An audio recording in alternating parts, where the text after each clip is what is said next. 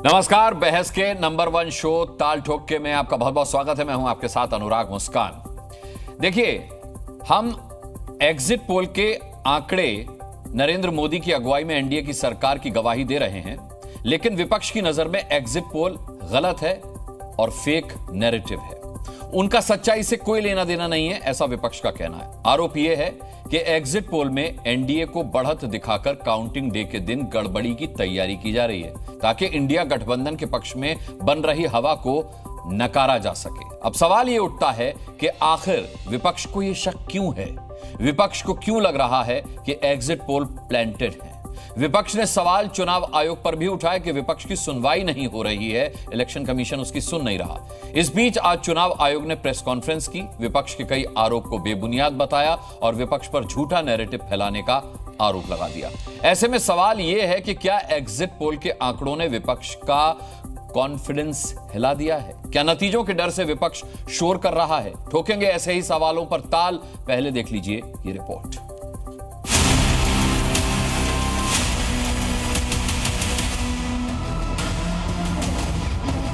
कभी voter list खराब है, कभी ईवीएम खराब है, कभी ये खराब है, कभी काउंटिंग में एआरओ की टेबल पे आदमी नहीं है, 150 डीएम से बात कर ली। जनता का वोट अगर पड़ा है तो इनको बहुमत नहीं मिल रहा है। यदि 300 पार तो वो जनता का वोट नहीं है, वो ईवीएम मशीन का वोट है। चुनाव आयोग बीजेपी की एक्सटेंडेड ब्रांच, बीजेपी की एक शाखा इस तरह से काम करे। What is this happening in the country? ये फेक नैरेटिव है जो चल रहा है। जबरदस्त हार होने वाली है इस इंडिया गठबंधन की।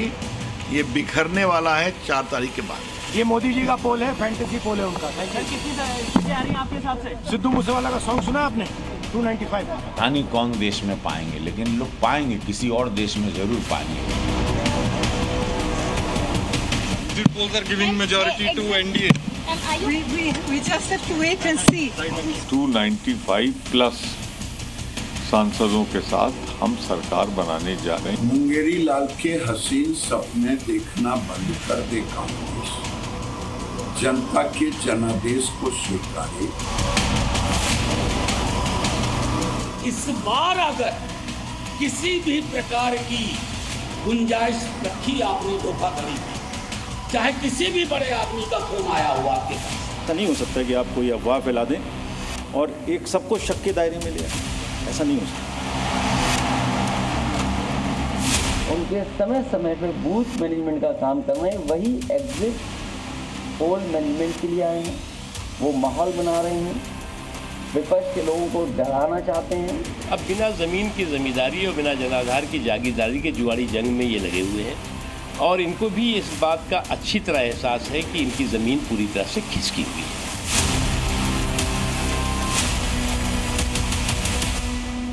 नतीजे कल पहले विपक्ष को शक, और इसी पर हम बहस करेंगे ताल ठोक के। देखिए, हमारे साथ जो मेहमान होंगे, भारतीय जनता पार्टी से प्रेम शुक्ला मेरे साथ होंगे आज की इस डिबेट में, अजय उपाध्याय होंगे हमारे साथ, कांग्रेस के प्रवक्ता, इसके अलावा घनश्याम तिवारी हमारे साथ है, समाजवादी पार्टी के प्रवक्ता, महेश चौहान हमारे साथ रहेंगे एनसीपी से, इसके अलावा राजीव रंजन हमारे साथ होंगे जेडीयू के सचिव। सभी का मैं बहुत बहुत स्वागत करता हूं और मैं उम्मीद करता हूं कि इन लोगों से मैं आज की इस विषय पर डिबेट को शुरू करूं, लेकिन उससे पहले आपको एक बहुत अहम खबर दे दें। देखिए, आज की चुनावी चर्चा हम करेंगे, गेस्ट मैंने इंट्रोड्यूस कर दिए हैं, लेकिन उससे पहले प्रेस की आजादी पर हुए संवाद से जुड़ी खबर आपको बताता चलूं, क्योंकि ये बताना बहुत जरूरी है।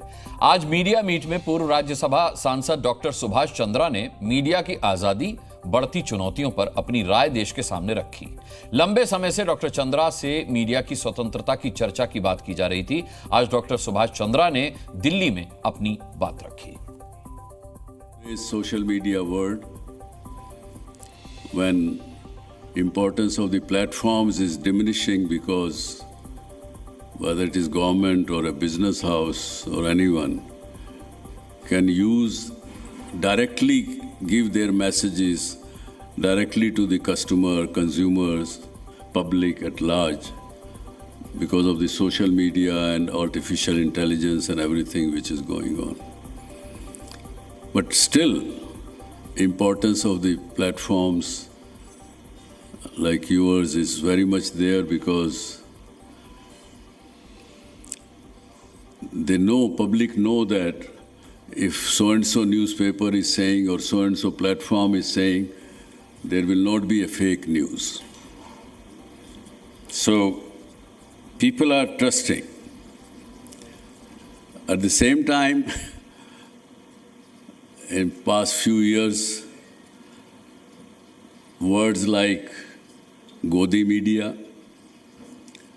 words like designer Patrakar, all those also sprung up, which is not good for all of us. But they are there, we have to accept it and keep our objectivity and apply our subjectivity with clear intent and honesty. That's what I will say. तो freedom of press पर doctor Subhash Chandra ने एक मुहिम शुरू की है। बहरहाल हम अपनी डिबेट शुरू करते हैं। मेहमानों से मैं परिचय आपका करा ही चुका हूं। सबसे पहले कांग्रेस के spokesperson doctor Ajay Upadhyay का मैं रुख करूंगा। डॉक्टर अजय उपाध्याय, देखिए, पहले आप लोगों ने एग्जिट पोल का बहिष्कार किया, उसके बाद अचानक से कांग्रेस ने फैसला किया कि वो एग्जिट पोल में अपने प्रवक्ताओं को भेजेगी। हमने स्वागत किया, तमाम प्रवक्ता आए, हमने उनसे बात भी की। मुझे समझ में नहीं आया कि अचानक कुछ घंटों में ऐसा क्या हो गया, क्योंकि एग्जिट पोल में आपके प्रवक्ताओं के ना आने से ये नैरेटिव जा रहा था कि भाई कांग्रेस ये मान चुकी है, इंडिया गठबंधन ये मान चुका है कि शायद अब बीजेपी की बंपर जीत होने वाली है, एनडीए की बंपर जीत होने वाली है। फिर पता नहीं अचानक क्या हुआ कि खड़गे साहब आए और उन्होंने अपने बैठक के बाद यह नतीजा निकाला कि भाई 295 प्लस सीट हमारे आने वाली हैं और एग्जिट पोल में भी प्रवक्ता उनके आ गए। पहले आपने एग्जिट पोल को खारिज किया उसके बाद, और उसके बाद अब आप ईवीएम का राग अलापना शुरू कर चुके हैं। दिग्विजय सिंह साहब ने कह दिया, चुनाव आयोग ने साफ आकर के कहा है कि विपक्ष फेक नैरेटिव फैला रहा है। क्या कहना है आपका? देखिए, चुनाव आयोग क्या कह रहा है और वो विपक्ष पर क्या प्रहार कर रहा है, कोई पहली बार तो चुनाव आयोग ने प्रहार किया नहीं है। आप याद कीजिए, पहला दिन जिस दिन घोषणा हो रही थी चुनाव की, उस दिन भी चुनाव आयोग किस तरह से विपक्षी पार्टियों पर कटाक्ष किया था और किस तरह का वो अपने पारदर्शिता और निष्पक्षता और तटस्थता का उसने परिचय दिया था, पूरा देश देखा था। यही चुनाव मुख्य चुनाव आयुक्त हैं। एक सप्ताह पहले चुनाव आयोग में क्या क्या कहानियां बनी, कैसे एक चुनाव आयुक्त को कहीं ना कहीं उससे कहा गया कि भाई इस्तीफा दो, फिर अचानक जो है दूसरा चुनाव आयुक्त वहां एंट्री ले लिया। 118 कल तक 118 शिकायतें विपक्षी कांग्रेस पार्टी ने की है। विपक्षी पार्टियों को जोड़ दें तो और सैकड़ों में चली जाएगी ये संख्या। एक का संज्ञान चुनाव आयोग नहीं लेता विपक्षी पार्टियों का, पर विपक्षी पार्टियों पर जब ज्ञान देना होता तो ये क्यों कहता अजय उपाध्याय कि आप फेक नैरेटिव फैला रहे हैं? अगर संज्ञान नहीं लिया होता तो ये क्यों कहा होता चुनाव आयोग ने? आपने 14 शिकायतें चुनाव आयोग में क्यों की होती अगर आपको चुनाव आयोग पर, उसकी बॉडी पर भरोसा नहीं होता तो? अनुराग जी बात पूरी कर लेने दीजिए, सेंटेंस तो पूरा हो जाने दीजिए। आप तो बहुत वरिष्ठ पत्रकार हैं, आपके बारे में बड़ा सम्मान है हम लोगों को। कह रहा हूं कि जो बात हुई, चुनाव आयोग को जो 118 शिकायतें दी गई, कान पर वो जू उसको रेंगी नहीं आज तक, कीम कर्तव्य मूड रहा। लेकिन जब बात नैरेटिव बनाने की बात आती है तो उसमें भी फेक नैरेटिव का शब्द कौन लाता है? चुनाव आयोग लाता है। यह दर्शाता है कि एम्पायर जो है एम्पायर नहीं, सत्ता पक्ष का खिलाड़ी बन गया है, यह सबको दिख रहा है। फिर भी हम लोकतांत्रिक मर्यादा में भरोसा रखने वाले लोग हैं। उदारता और लोकतंत्र एक साथ चलना चाहिए, इसलिए चुनाव आयोग पर पुनः हम उस संस्था को आगाह करते हुए भरोसा दिलाते हैं कि हम लोग चाहते हैं कि आप निष्पक्ष बने, आप कठपुतली ना बने। पहली बात। दूसरी बात, जो आपने एग्जिट पोल की बात की है, सबको पता है ये पैसे एग्जिट पोल कराने वाले कहां कहां से लाए होंगे, कैसे आए होंगे, और ये लाखों करोड़ रुपए का इसमें क्या खेला हुआ है, कैसे अचानक 3 दिन में टीआरपी का हंगामा हो रहा है। और बड़े अधिकारी जो है, मार्जिन पर जो सीट है उसको कहीं ना कहीं अधिकारियों पर दबाव बनाने के लिए एक मनोवैज्ञानिक खेल खेला जा रहा है। अदरवाइज अचानक इतना हंगामा कर्नाटक में यही हुआ था, तेलंगाना में यही हुआ था। अलग बात है कि वहां इनके मंसूबे जो है पूरे नहीं हो पाए, क्योंकि जनता मालिक है और जनता ने जो वोट दिया उस वोट के कारण जनता एग्जिट पोल से पहले वोट दे देती है। हमारे एग्जिट पोल दिखाने से पहले जनता वोट दे चुकी होती है। आप ये भूल रहे हैं अजय उपाध्याय, एग्जिट पोल किसी को प्रभावित नहीं करते। यही मैं कह रहा हूं। जय अनुराग जी, कई चैनल तो 1-1 करोड़ लोगों से सर्वे लेने की बात कर रहा है, डेटा बैंक कलेक्ट करने का। एक भी हमने तो हजारों लोगों से बात की, किसी भी न हमारे इस देश के मतदाताओं से उसने बात की है, न किसी ऐसे साथी आपके दर्शक यहाँ मिले होंगे जिनसे ये चर्चा हुई होगी।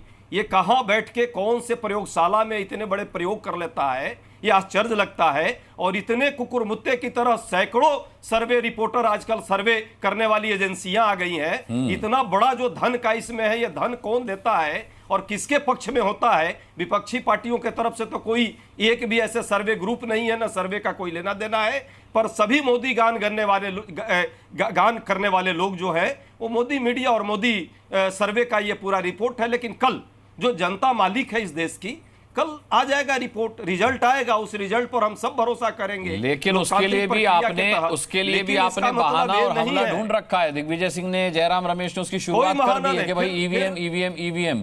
तो जनता के फैसले का स्वागत करने की बात तो आप लोग कर रहे हैं। यही मैं कह रहा हूँ अनुराग जी, यही कह रहा हूँ कि मोदी मीडिया और गोदी मीडिया दोनों क्यों इतना बेचैन हो गई है भाई? नहीं, पहली बात तो ये कि ये जो आप डिफरेंशिएट करते हैं मोदी मीडिया गोदी मीडिया, आपके डिफरेंशिएट करने से, मैं आपको नहीं कह रहा हूं, आपके डिफरेंशिएट करने से किसी की भी पत्रकारिता संदिग्ध नहीं होती। देखिए, सुनिए, लेकिन मेरी बात सुनिए, माहौल चल रहा है, मेरी बात सुनिए। लगातार 10 अब आ जाइए, सुनिए अजय उपाध्याय, बाकी मेहमान भी अपना इंतजार कर रहे हैं। लेकिन मैं आपको एक आंकड़ा बता दूं, आपके पास भी होगा। पिछले 10 लोकसभा चुनाव से पूर्ण बहुमत में कभी नहीं आई कांग्रेस, और लगातार 3 लोकसभा चुनाव से 100 से ऊपर आंकड़ा नहीं गया आपका। आप गोदी मीडिया और मोदी मीडिया करते हैं, आप ईवीएम पर सवाल उठाते हैं। इसका क्या मतलब है? इसका मतलब क्या है? 12 करोड़ लोगों के वोट पर आप सवाल उठा रहे हैं क्या? 12 करोड़ लोग जो वोट दिए कांग्रेस को पिछले चुनावों में, तेलंगाना और कर्नाटका, हिमाचल में हम चुनाव जीते, क्या इस पर आप प्रश्न उठा रहे हैं? जनता मालिक है भाई। उस समय भी आपका एग्जिट पोल, तो कल भी जनता को मालिक मानिएगा, चाहे नतीजा आपके पक्ष में आए या फिर एनडीए के पक्ष में आए, जनता को तब भी मालिक मानिएगा। मैं तो इस संभावना से इनकार नहीं कर रहा कि आपकी सरकार बन रही है। मालिक है। आप क्यों परेशान हो रहे हैं? जनता, मैं कहां परेशान हो रहा हूं साहब? मेरे शब्द नहीं सुन रहे आप। मैं कह रहा हूं, मैं इस संभावना से इनकार नहीं कर रहा कि आपकी सरकार बन रही है। इसमें अगर आपको मेरी परेशानी नजर आती है तो फिर ठीक है। मैं ये प्रेम शुक्ला जी को बधाई दे देता हूं। यही मैं चाहता हूं कि ये निष्पक्षता आपकी तरफ से आनी चाहिए, ये निष्पक्षता आपकी तरफ से होनी चाहिए। और यही प्रेम शुक्ला जी, आशा हम चुनाव आयोग से भी करते हैं। प्रेम शुक्ला जी, चुनाव आयोग, अजय उपाध्याय जी का कहना है कि कल जो भी फैसला आएगा वो उन्हें स्वीकार्य होगा। हालांकि दिग्विजय सिंह कह चुके हैं कि हमें तो ईवीएम पर शक है, वो ईवीएम का फैसला होगा, जनता का नहीं। अब देखिए, वो उनके कहने से क्या फर्क पड़ता है? इस देश की संवैधानिक लोकतांत्रिक संसदीय प्रणाली जो है, वह उसकी निष्पक्षता को लेकर पूरा विश्व जो है मुतमईन है। किसी को इस बारे में किसी प्रकार की आशंका नहीं है। अब पराजित होने वाले लोग अक्सर, जिनको जो है विजय बहुत दूर दिखाई देती है, वो कई बार जो है छिद्रान्वेषण करने का प्रयत्न करते हैं, और छिद्रान्वेषण करने का उनका अपना अधिकार भी जो है, उसका भी मैं आदर करता हूँ। वो छिद्रान्वेषण करते रहें, लेकिन छिद्रान्वेषण के साथ साथ आत्मावलोकन करना भी उनके राजनीतिक स्वास्थ्य के लिए हितकारी होगा। इतने ही उनको परामर्श दिया जा सकता है। शेष जो है, जनता ने जो जनादेश दिया है वो ईवीएम में बंद है। कल सुबह 8 बजे से उसकी गणना प्रारंभ होगी, और जो है दोपहर होते होते संकेत स्पष्ट हो जाएंगे, और शाम होते होते किसकी सरकार बननी है, किसका जनादेश है, स्पष्ट हो जाएगा। आपको एग्जिट पोल पर भरोसा है, मत रहे। आप एग्जैक्ट पोल पर तो भरोसा करेंगे ना भाई अजय जी? आपकी पार्टी एग्जैक्ट पोल पर तो भरोसा करेगी ना? तो एग्जैक्ट पोल पर भी भरोसा करें, और जो जनादेश आए उसका सम्मान करें। जनादेश आपके पक्ष में आए तो आप जो है प्रसन्नता मना सकते हैं, जनादेश पक्ष में ना आए तो जिसके पक्ष में आए उसको अभिनंदन करने का आपको जो है वृत्ति दिखाने की आवश्यकता है। किंतु अब तक जो 2014, 2019 और विविध चुनावों में देखा गया है कि जब जीत होती है तब तो वाह वाह, लेकिन जब हार होती है तो ईवीएम के खिलाफ रार ठानना, निर्वाचन आयोग के खिलाफ रार ठानना और तमाम तरह की बतंगड़ बनाना। तो बतंगड़ बनाने से आपका कोई हित होने वाला नहीं है। ठीक है, मैं घनश्याम तिवारी जी का रुख कर लेता हूं। घनश्याम तिवारी जी, कल का फैसला तो मान्य होगा ना, उसका तो स्वागत करेंगे? और प्रेम शुक्ला जी एग्जैक्ट पोल कह रहे थे, मैं करेक्ट कर दूं, वो एग्जैक्ट रिजल्ट्स होंगे सर, पोल तो बिल्कुल भी नहीं होगा, वो एग्जैक्ट रिजल्ट होंगे। मैं घनश्याम तिवारी जी आपसे जानना चाहूंगा कि कल के जो नतीजे होंगे उनका तो स्वागत करेंगे ना आप, जनता के फैसले का?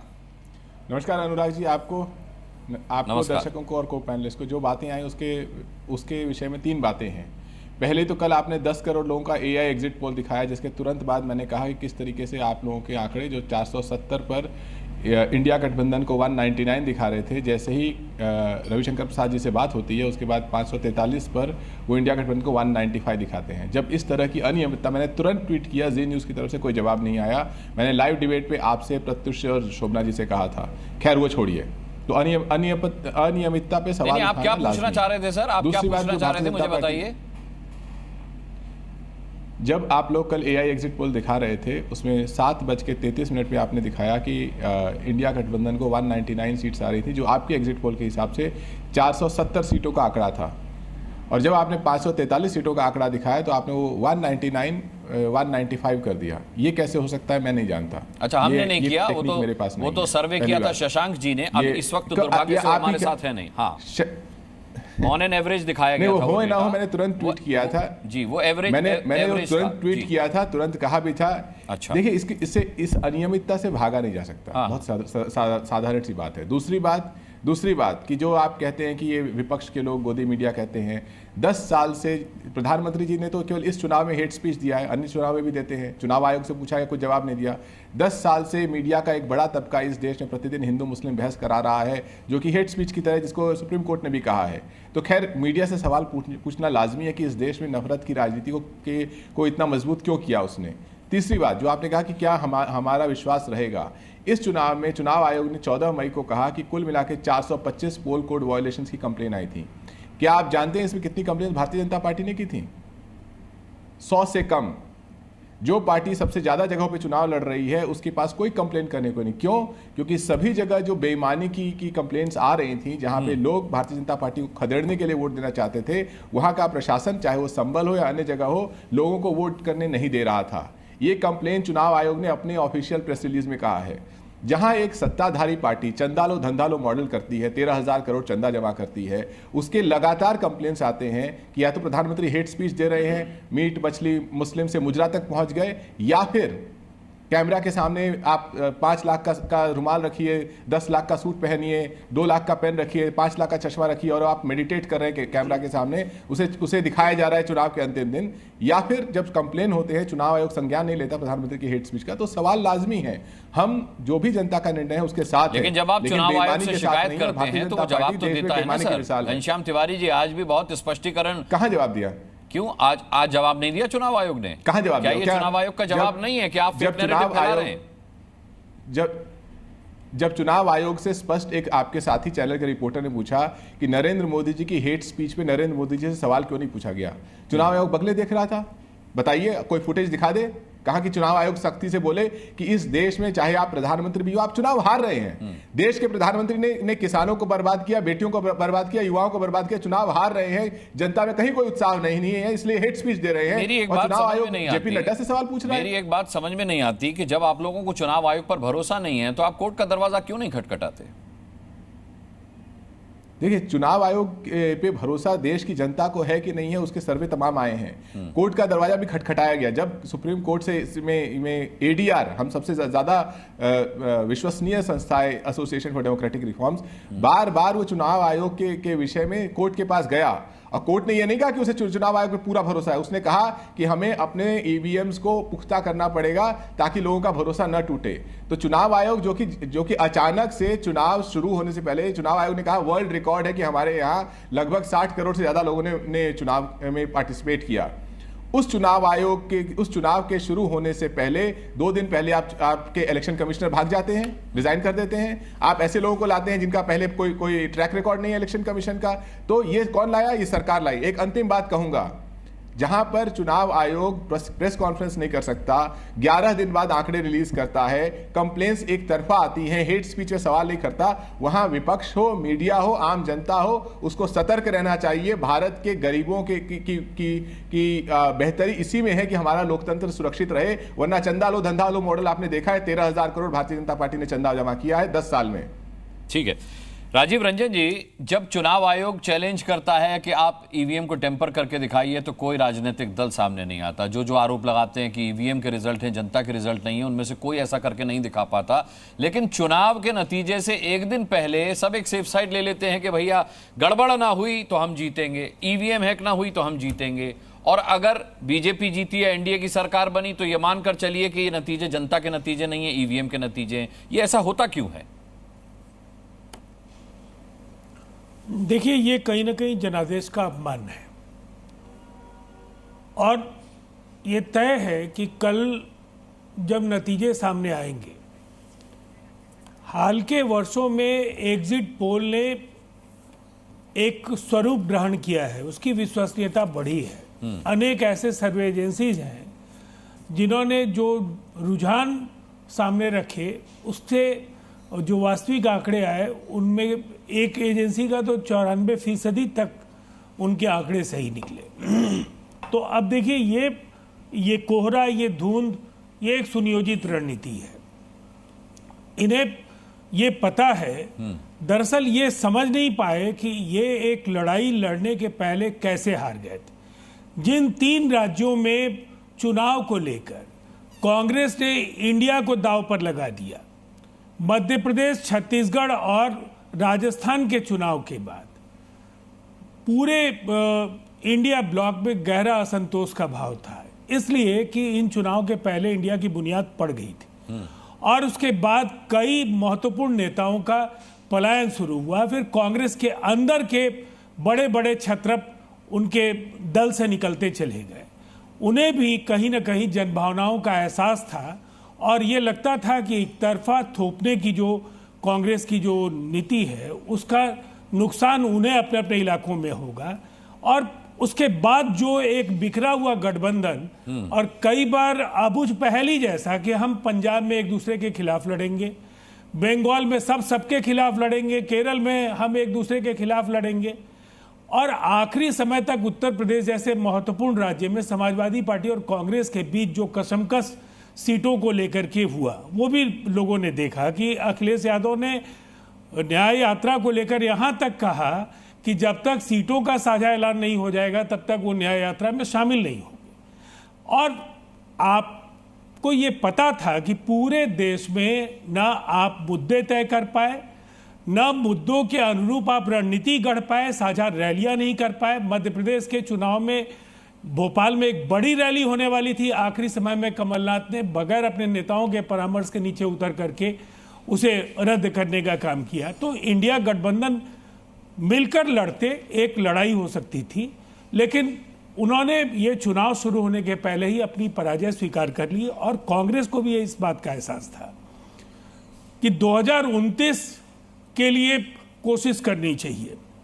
और शायद ये उनके अंदर का जो ये आत्मंथन उनके नेताओं के अंदर जो था, उसकी वजह से वो बाकी दलों को बहुत ज्यादा मजबूत होते हुए नहीं देखना चाहते थे, जिससे एक अविश्वास बढ़ता गया। विश्वास का संकट जब बढ़ा तो उसके बाद आनन फानन में जो कुछ भी हुआ, लेकिन परिणाम निसंदेह एक प्रचंड जनादेश की ओर देश बढ़ रहा है। और तीसरी बार प्रो इनकम्बेंसी, ऐसा जादू सर चढ़कर बोलना, मैं समझता हूं ये एक इतिहास की एक बड़ी घटना साबित होगी। ठीक है राजीव रंजन जी। अजय उपाध्याय कुछ कहना चाह रहे हैं? अजय जी। राजीव भाई बहुत लंबा जितना भी किए उसका एक ही उदाहरण है कि भाई ये मोदी जी को हराने आए थे और हम लोग विधानसभा में मोदी जी को हरा रहे थे, व्यस्त थे, इसलिए ये मोदी जी को फिर से जिताने चले गए। फाइनली यही है। नीतीश कुमार जी जिस तरह से पलटी मारे हैं इतिहास में, अपने आप में वो भी एक उदाहरण है। इतिहास इसको भी याद रखेगा कि कैसे आप आए और कैसे चले गए। ठीक है, जो परिस्थिति है उस परिस्थिति में हम सब ने चुनाव लड़ा है। जिसको इस देश से मोहब्बत थी, जिसको इस देश में नफरत मिटाने का हौसला था, जिसने इस देश से हिंसा और मिटा करके और सौहार्द पैदा करने की जिसमें वाकई में जो उससे प्रेम करता है कि यहाँ सद्भाव होना चाहिए, शांति होनी चाहिए, प्रेम होना चाहिए, वो सभी लोग हमारे साथ आए। आपस में आने में मतभेद थोड़े बहुत जरूर रहते हैं, क्योंकि डेमोक्रेटिक प्लेटफॉर्म था हमारा। इंडिया ब्लॉक जो है डेमोक्रेटिक प्लेटफॉर्म के तहत हम लोगों ने काम किया है। हम कोई डिक्टोरियल स्टेट में नहीं है कि एक पार्टी अजय उपाध्याय जी, मैं मानता हूं कि इंडिया प्लेटफॉर्म एक डेमोक्रेटिक प्लेटफॉर्म है, और आप ये मानते हैं कि आपके जैसे सोच वाले, जैसे मैं शुरू होता हूं, आप क्यों नहीं आप बोलिए भाई, मैं आपसे हटा नहीं हूं अभी, मैं तो आपसे बात कर रहा हूं, मैं आपको टोक नहीं रहा हूं, मैं आपसे बात कर रहा हूं, क्योंकि आपने कहा कि हमारी समझ और हमारी सोच वाले लोग हमारे साथ जुड़े हुए हैं और जुड़ते जाएंगे, ये आपने कहा। तो मैं आपको याद दिलाना चाहता हूं G23 के बारे में। आप ही के अपने लोग राहुल गांधी से वैचारिक मतभेद के चलते आपसे अलग हो गए, आप दूसरों की बात कर रहे हैं, आपके अपने लोग ही आपके साथ नहीं हैं। मैं बस ये याद दिला रहा हूं। इसका भी उत्तर दूंगा। G23 की, हालांकि ये आप लोगों के द्वारा गढ़ी हुई चीज है, G23 हम लोग नहीं जानते हैं, हम तो G20 जानते हैं, जो विश्व स्तर पर जो एक संगठन है। पर यह भी सच है कि हमारे यहाँ एक डेमोक्रेटिक, यही तो बात मैं अनुराग भाई कह रहा हूँ, हमारे यहाँ एक डेमोक्रेटिक स्पेस है जहां लोग बात कर सकते हैं। जो ईमानदारी से पार्टी और सिद्धांत के प्रति कमिटेड है, उनको करना भी चाहिए बातचीत आपस में। पर इसका ये अर्थ नहीं है कि जब आप पार्टी विरोधी गतिविधि में सम्मिलित हो जाएं या दूसरे पार्टी के प्रभाव में आकर के जब जाने लगे तो एक बहाना बना ले। अरे भाई, जब ये ताकत है तो आप अकेले लड़ते। मोदी जी से सैद्धांतिक तौर पे अलग लड़ना है आपको, ठीक है, कांग्रेस से आपको दिक्कत हो गई, आप अकेला एक प्लेटफॉर्म बना के लड़ते, तो हम जानते कि नीतीश जी या हमारे साथी जो कुछ लोग हमसे मतभिन्नता रखते हैं लेकिन वो आरएसएस के साथ नहीं हो सकते, उनकी विचारधारा आरएसएस के करीब नहीं है, ये समझ में आती देश को। वैचारिक लड़ाई लड़ने का मतलब ये होना चाहिए, ये नहीं है कि बस पलट गए कभी यहाँ कभी वहां और तत्कालिक लाभ और हानि के हिसाब से आप राजनीतिक रंग दीजिए। इस देश की राजनीतिक संस्कृति ऐसी नहीं है। समाजवादी राजनीति ये लोग करते रहे राजीव भाई, नीतीश जी, समाजवादी राजनीति क्या थी भाई? कांग्रेस के विरुद्ध एक लंबा समय पर इन लोगों ने लड़ाई लड़ी, ठीक है, वो परिस्थिति थी जब एक दौड़ आया, जब देश में हिंसा और नफरत का माहौल चला, ये लोग जरूर ये प्रयास कर रहे थे, बीच में कुछ लोग आए हमारे साथ, पर इनके अंदर वो भी तब भी वही चीज थी और आज भी वही है। इनको सिर्फ कांग्रेस से नफरत है, इनको मोदी जी और भाजपा से कोई लेना देना नहीं है। अदरवाइज इस नफरत के दौर में राम मंदिर 370 और बहुत सारे मुद्दे पर तो राजीव भाई विरोध करते थे, आज उन्हीं के साथ खड़े हैं। ये क्या दर्शाता है? मेरा मानना है कि देश में मुद्दे क्या हैं, महंगाई बेरोजगारी के मुद्दे हैं, और जो इनकी वकालत करते थे वो उद्धव ठाकरे आपके साथ खड़े हैं, 5 न्याय, और जो इन मुद्दों पर वकालत करते थे इनके साथ थे, वो आपके साथ खड़े हुए महाराष्ट्र में। अनुराग जी, केवल एक छोटा सा जवाब देने का अवसर दीजिए।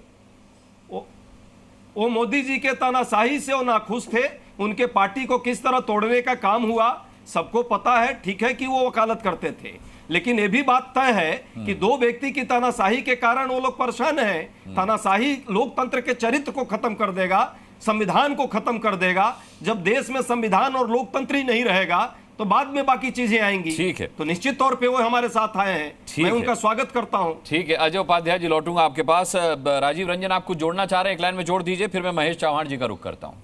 हाँ, मैं बस एक छोटी टिप्पणी करना चाहूँगा।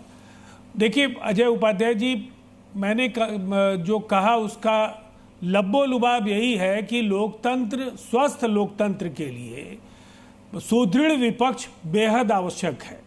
लेकिन अगर आपने वॉकओवर देने का मन बना लिया था, आपकी दृष्टि 2024 में बिल्कुल साफ थी कि आप मुकाबला करने की स्थिति में नहीं है। 2029 को लेकर के आप अगर किसी रणनीति पर काम कर रहे हैं तो किसी अलायंस का कोई औचित्य नहीं है। और इस तरह से बुझे मन से, जिस तरह से आपने इंडिया को एक ठंडे बस्ते में डाला 3 राज्यों के चुनाव में, उसके बाद उसकी परिणति और जो दुष्परिणाम है, आपका इंडिया ब्लॉक मैं कह सकता हूं कि एक ऐसे लिफाफे की तरह था जिसके अंदर का मजमून बाहर निकल चुका था।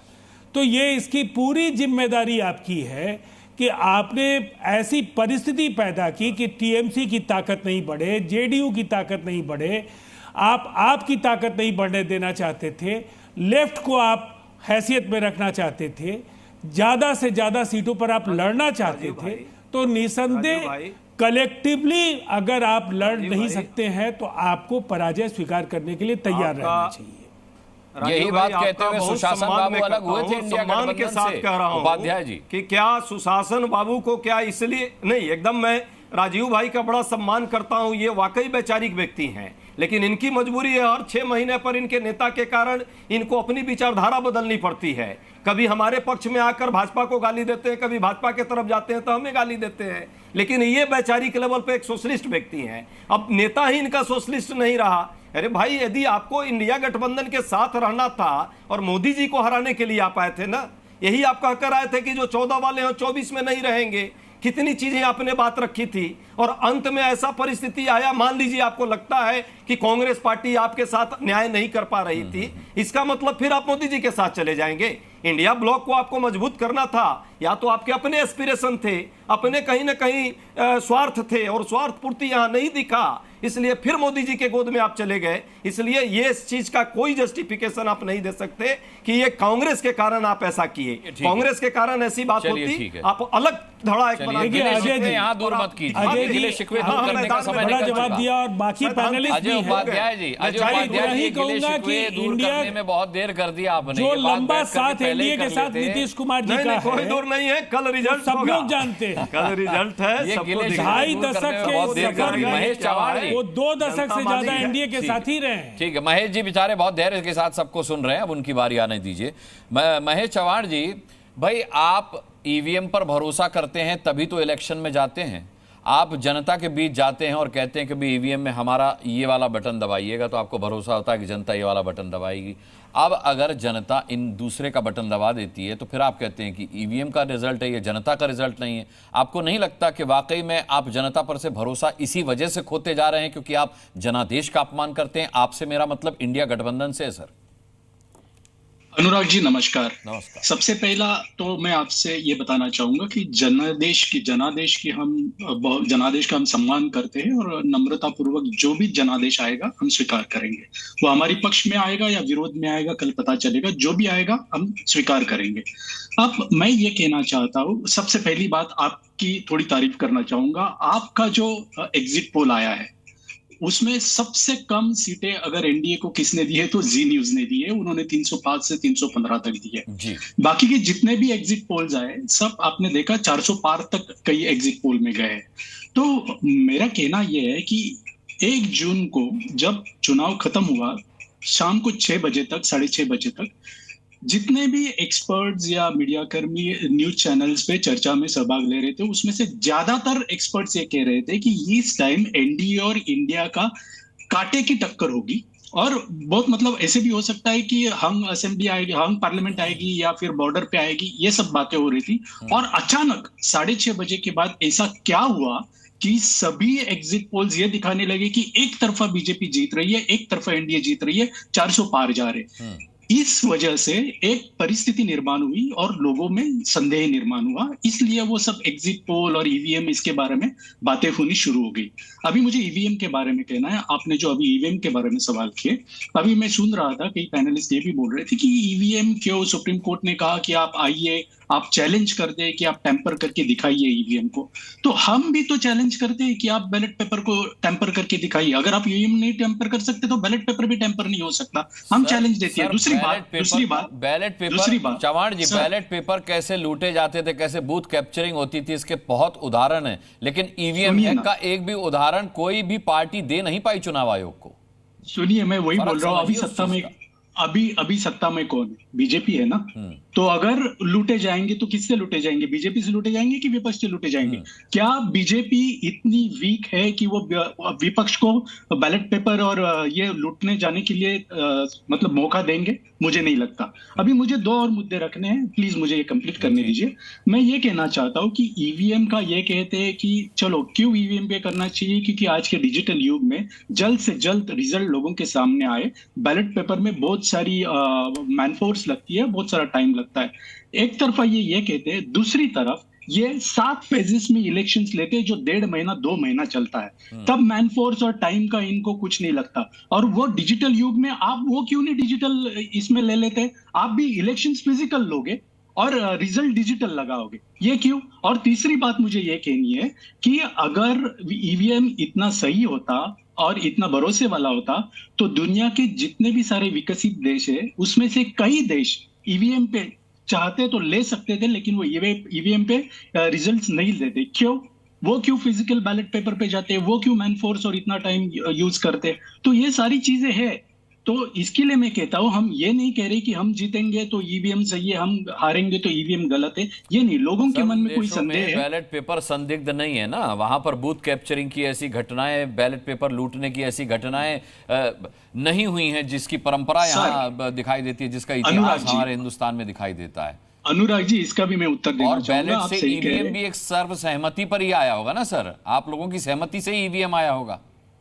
अनुराग जी, हम उसके लिए बिल्कुल कुछ नहीं कर रहे। हम यही कह रहे हैं कि अगर अमेरिका में बैलेट पेपर के जैसे मतलब पहले इंसिडेंट्स नहीं हुए वो लूटने के मतदान केंद्र, तो अमेरिका की गवर्नमेंट सक्षम होगी या उधर के सिक्योरिटी फोर्सेस सक्षम होंगे, तो आज बीजेपी भी खुद को सक्षम कहलाती है ना। उनके अंडर जो सिक्योरिटी फोर्सेस काम कर रही है वो भी सक्षम है। आपके सवाल का जवाब ले लेता हूँ। प्रेम शुक्ला से आपके सवाल का जवाब। प्रेम शुक्ला जी, क्या आप इतने सक्षम नहीं है कि बैलेट पेपर से चुनाव करवा पाएं और बूथ कैप्चरिंग रोक पाएं? क्या आपकी सुरक्षा व्यवस्था इतनी ढीली है? देखिए, कुछ लोग जो हैं मूर्खता की पराकाष्ठा पर आमादा हों तो उसको क्या किया जा सकता है। सुप्रीम कोर्ट ने इस विषय पर डिटेल में डिस्कशन किया है और मैं अपने सारे साथियों से कहूंगा कि कृपा करके सुप्रीम कोर्ट में जो ईवीएम को लेकर और बैलेट पेपर को लेकर जो बहस हुई है उसको कृपा करके पढ़ लें तो सारे शंकाओं का समाधान हो जाएगा, क्योंकि उस पर जो है बहस लंबी हुई है और उस बहस को मैं 1.5 मिनट में आपको बता नहीं सकता और 1.5 मिनट से अधिक समय मुझे अनुराग जी दे नहीं पाएंगे। स्वयं सुप्रीम कोर्ट के विद्वान जजेस ने कहा कि किस तरह से बैलेट पेपर के जमाने में बैलेट पेपर लूटे जाते थे, किस तरह से बैलेट बॉक्सों में जो है पानी डाल दिया जाता था, किस तरह से बैलेट। और नलिनी सिंह ने तो एक विशेष डॉक्यूमेंट्री बनाई थी, बहुत प्रख्यात पत्रकार है अनुराग जी, आपने भी किस तरह से ईवीएम को बिहार में लूटने की तैयारी लालू प्रसाद यादव के गुंडे कर रहे थे, इस पर विशेष एक डॉक्यूमेंट्री ये सबने देखी हुई, नलिनी सिंह की डॉक्यूमेंट्री। ऐसी तमाम डॉक्यूमेंट्री। दूसरी, सुप्रीम कोर्ट के ऑर्डर में जस्टिस दीपांकर दत्ता मेंशन करते हैं कि आज जो वीवीपैट है 2017 से लेकर 2024 तक 4 करोड़ वीवीपैट स्लिप्स का मिलान किया गया और एक में भी मिसमैच नहीं आया। इससे अधिक प्रामाणिक निर्वाचन का सिस्टम पूरी दुनिया में और कहीं नहीं है। ये मैं नहीं कह रहा हूं, ये सुप्रीम कोर्ट के जजमेंट में जस्टिस दीपांकर दत्ता ने मेंशन किया हुआ है। महेश जी, आपसे प्रार्थना है कि आप जो है जरा उस जजमेंट को ठीक से पढ़ लें, आपकी तमाम जो है शिकायतें निकल जाएंगी। और मैं शरद पवार जी के 2004 से 2014 के बीच में ऐसे बहुत सारे बयान आपको भेज दूंगा जो ईवीएम के सपोर्ट में थे, जब वीवीपैट नहीं लगी थी, जब ईवीएम से वीवीपैट नहीं अटैच हुआ था, तब श्रीमान शरद पवार को ईवीएम पे बहुत भरोसा था। वीवीपैट लगने के बाद जब वेरिफिएबल है तो भरोसा उठ गया। तो ये बताता है कि साफ तौर पर पराजय की हताशा के गर्त में गिरने के कारण ये गुहार लगाई जा रही है। चलिए ठीक है, मैं बहस में आगे बढ़ूं उससे पहले आपको बता दूं सभी मेहमानों को कि अमित शाह पर जयराम रमेश के दावे पर मुख्य चुनाव आयुक्त ने क्या जवाब दिया है। राजीव कुमार ने कहा है कि शक का कोई इलाज नहीं है, सुनिए उनकी बात। तो कभी वोटर लिस्ट खराब है, कभी ईवीएम खराब है, कभी ये खराब है, कभी काउंटिंग में एआरओ की टेबल पे आदमी नहीं है, 150 डीएम से बात कर ली। What is this happening in the country? ये फेक नैरेटिव है जो चल रहा है, हम इसको समझने में पूरी तरीके से फेल किए, ये हम एडमिट करते हैं। भाई अजय उपाध्याय जी, राजीव कुमार जी की बात आपने सुनी होगी और ये साफ तौर पर जवाब केवल जयराम रमेश के लिए नहीं है बल्कि पूरे इंडिया गठबंधन के लिए है और इसी का हवाला देते हुए इसे उन्होंने फेक नैरेटिव बताया है। राजीव कुमार जी के उन सारे स्टेटमेंट को हम लोग सुने जब चुनाव की घोषणा हुई थी, जिस दिन पहला दिन, उस दिन भी उनका पूरा स्टेटमेंट था। इन्हीं के नेतृत्व में जो एक चुनाव आयोग ने अपने इस्तीफे दिए, दूसरा ज्वाइन एक सप्ताह पहले किया, ये भी देखा। जो चुनाव 2014 तक 2004 तक जो 22 और 20 दिन में होता था, 42 दिन का चुनाव हो रहा है और जो आंकड़े पहले दूसरे फेज के आने थे वो 11 दिन लगे इन्हीं के समय में। इसलिए पूरा देश देख रहा है कि फेक नैरेटिव कौन चलवा रहा है और कौन चलाने के लिए मजबूर कर रहा है। यदि वो कहते हैं फेक नैरेटिव, तो जहां तक बात आपने शिकायतों को है, यदि शिकायत हमने दर्ज की है तो उसका निवारण होना चाहिए। प्रेस कॉन्फ्रेंस करके तोहमत नहीं लगाई जाती है, उसका ये रिजल्ट नहीं दिया जा सकता कि हमने आपको माना कि आप चुनाव आयुक्त हैं, आपके यहाँ हम ले जाकर के और अपनी शिकायतें दर्ज करा रहे हैं, तो उस शंका और शिकायत को आपको दूर करने का ये आपकी ड्यूटी बनती है। यदि गलत है तो उसको स्पष्ट कर दीजिए, लेकिन वो प्रेस कॉन्फ्रेंस करके यदि आप अपनी बात रख रहे हैं तो ये किसके इशारे पर रख रहे हैं, जबकि अभी चुनाव का कल काउंटिंग होना है। ये भी दर्शा रहा है कि विपक्ष को किस तरह आप कहीं ना कहीं दबाव में लाने का, और ये फिर मैं कह रहा हूं कि अधिकारियों को दबाव में लाने का, ये कहीं ना कहीं एक नैरेटिव चलाने का काम चुनाव आयोग समेत सत्ता पक्ष कर रहा है, यह स्पष्ट दिख रहा है। अच्छा, लेकिन आप ये नहीं मानते अजय उपाध्याय जी कि आप इन पर इल्जाम लगा रहे हैं कि विपक्ष को दबाव में लाने की कोशिश कर रहे हैं, ये चुनाव आयोग कोशिश कर रहा है, लेकिन आपको नहीं लगता कि बीइंग अ विपक्ष कांग्रेस पार्टी सबसे ज्यादा क्षेत्रीय दलों के दबाव में है? आप सबसे बड़ी पार्टी हैं विपक्ष के अंदर, आप एकमात्र राष्ट्रीय पार्टी हैं विपक्ष के अंदर, लेकिन फिर भी जितनी भी क्षेत्रीय पार्टियां हैं वो आप पर दबाव बनाए हुए हैं, आपको ब्लैकमेल कर रही हैं। जब आपने 2019 में राहुल गांधी को प्रधानमंत्री पद का दावेदार बनाया, तब इसी मतभेद के चलते आपका गठबंधन टूटा, वो सक्सेसफुल नहीं हो पाया, और लिहाजा आपने इस बार किसी को फेस नहीं बनाया। हालांकि इशारा जरूर आपने किया है कि जो सबसे ज्यादा पार्टी वोट लाएगी प्रधानमंत्री उसी का होगा, और सबसे ज्यादा सीटों पर आप लड़ रहे हैं तो जाहिर सी बात है सबसे ज्यादा सीटें आप जीतेंगे भी। तो दबाव तो आपकी ऊपर क्षेत्रीय पार्टियां बना रही हैं, आप इल्जाम बीजेपी और चुनाव आयोग पर लगा रहे हैं। देखिए अनुराग जी, आप वरिष्ठ पत्रकार हैं, वर्षों से आप पत्रकारिता जगत में रहे हैं। 2004 का चुनाव आपने देखा है, उससे पहले भी कई चुनाव आपने देखे हैं। कई जब बार ऐसी परिस्थिति है जब भारतीय राजनीति में, संघवाद की राजनीति में, जो गठबंधन की राजनीति है उसमें चेहरा कोई नहीं होता है, लेकिन चुनाव के बाद जनता जिसको ज़्यादा बहुमत देती है, जिस विंग को, जिस गठबंधन को, उसके साथ बैठ करके विचार विमर्श करके चेहरा भी बनाया जाता है। ऐसा हुआ है, 2004 में भी हुआ, उससे पहले भी हुआ, और मुझे लगता है कि 2014 का जरूर चेहरा दोनों लोग थे, लेकिन उस समय भी सहमति पार्टियों के अंदर बनाने की प्रयास हुए थे। अब बात आती है कि हमारे अंडर में राष्ट्रीय और क्षेत्रीय पार्टियों का मामला। हमारे अंदर राष्ट्रीय पार्टियां भी हैं, आम आदमी पार्टी आज राष्ट्रीय पार्टी है, कम्युनिस्ट पार्टी राष्ट्रीय पार्टी है, और भी कई पार्टियां हैं, और क्षेत्रीय पार्टियां भी है। यही तो भारत का सर आम आदमी पार्टी क्षेत्रीयता का भाव भी और राष्ट्रीयता का भाव भी एक साथ लेकर मैं तो जानता, मुझे तो लग रहा था कि कांग्रेस के बाद अगर किसी में सबसे ज्यादा संभावनाएं हैं राष्ट्रीय पार्टी बनने की तो वो आम आदमी पार्टी है, लेकिन अब मैं ये दावे के साथ नहीं कह सकता। देखिए अनुराग भाई, देखिए अनुराग जी, ये देखिए तो जनता मालिक है ना, जनता तय करती है, जनता वोट देती है, हम उनके विवेक पर क्यों प्रश्न चिन्ह लगाएं। और जो प्रोसीजरल बात अभी हो रही है, मुझे लगता है भाजपा के साथी बड़े विद्वान व्यक्ति हैं प्रेम जी, वो भी पत्रकार से राजनीति में आए हैं, उनको भी ये बात समझना ही है और समझते अच्छा, ही लेकिन एक बात है घनश्याम तिवारी जी, उन्हें ये बात बड़ी संभावनाएं आम आदमी पार्टी में अजय उपाध्याय देख रहे हैं, लेकिन आपने और अजय उपाध्याय जी ने मिलकर, सपा और कांग्रेस ने मिलकर दिया कुछ नहीं उत्तर प्रदेश में उस आम आदमी पार्टी को। ये बड़ा अन्याय, बड़ी नाइंसाफी कर दी आपने। पार्टी तो आप उन्हें राष्ट्रीय मान रहे हैं, लेकिन दिया आपने कुछ नहीं उनको, बड़ी नाइंसाफी कर दी उनके साथ। अनुराग जी, ये चर्चा के लिए अच्छी टिप्पणी है, लेकिन मूल बात पे आते हैं। कल देश के इतने बड़े चुनावों का परिणाम आने वाला है। इस चुनाव आयोग ने किसके सलाह से इस भरी गर्मी में, जहां पे सैकड़ों लोग मर गए हैं, जो मतदान कर्मी हैं वो मरे हैं, वोटर मरे हैं। मैं खुद 47 डिग्री में जब मैं वोट डालने गया तो मैंने देखा महिलाएं वहां पर, गांव में जिस बूथ पर मैं था उस बूथ पर महिलाएं बेहोश हो रही थी। तो चुनाव आयोग का ये कहना कि हमसे गलती हो गई, ये गलती एक खूनी गलती है। किसकी सलाह पे किया गया, ये सवाल देश के लोकतंत्र में मीडिया को पूछना चाहिए। क्या ये मजबूरी थी या ये जरूरत थी? पहली बात। दूसरी बात, मैं जब चुनाव आयोग की टिप्पणी पे की फेक नैरेटिव, कुछ लोग मानते हैं मोदी जी की डिग्री असली है, कुछ लोग मानते हैं फेक है। ठीक है, इसमें फेक नैरेटिव क्या है लोगों को चुनने दीजिए, लेकिन सच क्या है? संभल में मीडिया ने दिखाया कि जब जो लोग मतदान के लिए लाइन में खड़े थे, पुलिस लाठी मार रही थी। उसी तरीके से उत्तर प्रदेश में एक और लड़के का वीडियो वायरल हुआ जिसने ईवीएम पे 8 बार वोटिंग की, उसने अपना वीडियो बनाया। ये जितनी बार भी इस तरह के कंप्लेन आते हैं बेईमानी के, ये सरासर बेईमानी के प्रशासन द्वारा या लोगों द्वारा बेईमानी की कंप्लेन, ये सारे कंप्लेन भारतीय जनता पार्टी के पक्ष के क्यों होते हैं? तो इसीलिए अगर चुनाव आयोग बोले कि ये देखिए हमारे पास 500 कंप्लेन आए, इसमें 400 कंप्लेन भारतीय जनता पार्टी के खिलाफ थे, तो सवाल चुनाव आयोग से होता है फेक नैरेटिव कहने से आंकड़े झुटलाए नहीं जा सकते।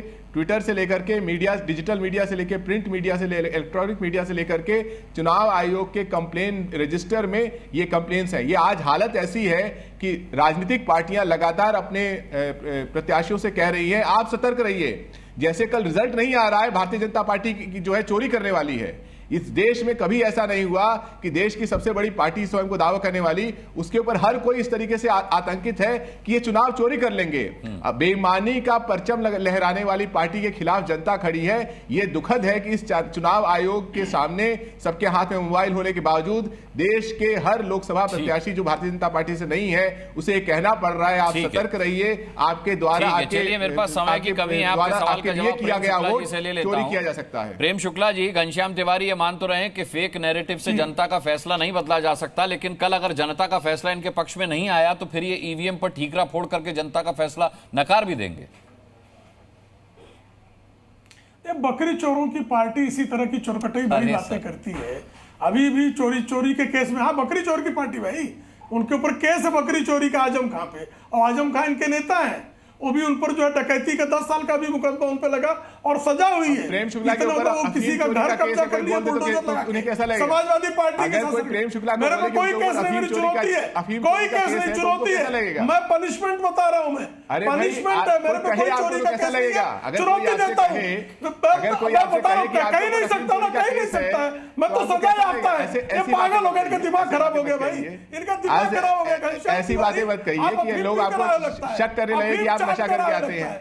ऐसी बातें मत कहिए कि लोगों को शक हो जाए कि आप नशा करके आते हैं। आजम खां सजा ऐसी बातें मत कहिए कि लोग शक करने लगे कि आप नशा करके आते हैं। बताया करो मित्र, अच्छा नहीं है। चलिए ठीक है, मेरी डिबेट का समय खत्म हुआ, अब कम से कम लड़िए मत। चलिए, बहुत बहुत धन्यवाद करना चाहूंगा ताल ठोक के मैं आज सभी मेहमानों का शामिल होने के लिए। और कल जब शाम को 5 बजेंगे तो स्थिति तस्वीर साफ हो चुकी होगी, जनता का फैसला आ चुका होगा, हम जान चुके होंगे कि किसकी बनेगी सरकार और उसी से जुड़े होंगे सवाल पूछेंगे ताल ठोक के। कल शाम 5 बजे जरूर जुड़िएगा। वैसे आपको बता दूं कि जी न्यूज ने बहुत खास तैयारी की हुई है। सुबह 6 बजे से एकदम फटाफट सबसे तेज नतीजे आप जी न्यूज पर देख पाएंगे। हमारे साथ सुबह 6 बजे से जरूर जुड़िएगा। जैसे ही 8 बजे पहला रुझान आएगा, सबसे पहले जी न्यूज आप तक पहुंचाएगा। ताल ठोके में आज के लिए इतना ही, इजाजत दीजिए, नमस्कार। जी न्यूज।